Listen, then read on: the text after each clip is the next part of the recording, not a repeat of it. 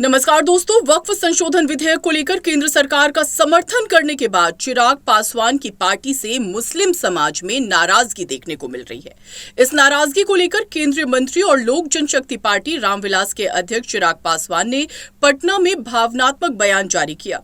उन्होंने कहा कि मैं मुसलमान समाज के हर एक व्यक्ति से कहना चाहता हूं कि आपकी नाराजगी मेरे सर आंखों पर, लेकिन ये भी सच्चाई है कि मेरे नेता और पिता रामविलास पासवान ने हमेशा सामाजिक न्याय की लड़ाई पूरी निष्ठा से लड़ी थी।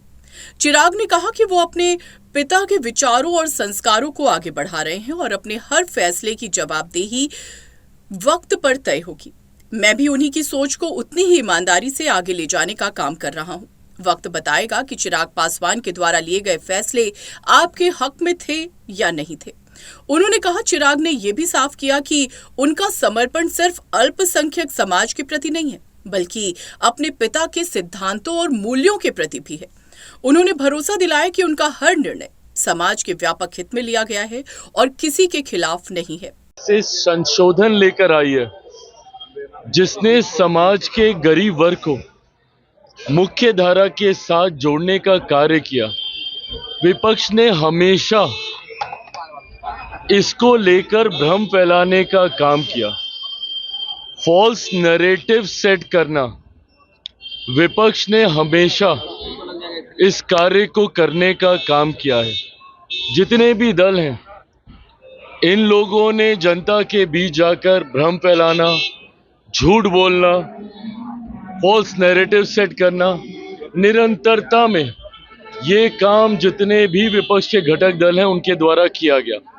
उदाहरण के तौर पर जब सीएए भी आया था, उस वक्त भी जितने भी विपक्ष के घटक दल हैं उन्होंने सीएए को लेकर भ्रम फैलाने का काम किया। जनता के बीच एक आगजनी का माहौल निरंतरता में महीनों तक बना के रखा।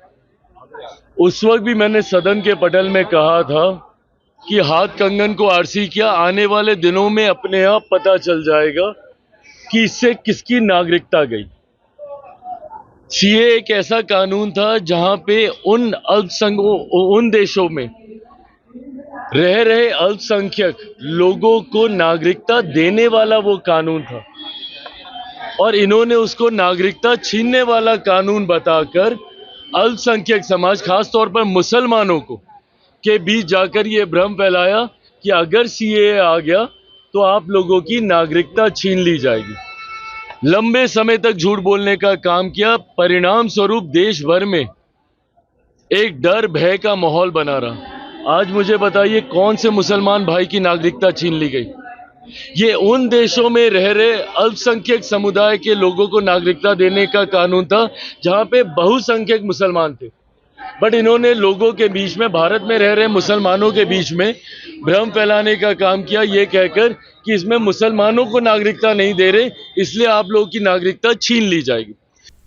राजनीतिक विश्लेषकों का मानना है कि ये बयान मुस्लिम समाज की नाराजगी को शांत करने और संवाद की पहल के रूप में देखा जा रहा है, खासकर जब चुनावी माहौल में अल्पसंख्यक वोटों की भूमिका अहम मानी जा रही है।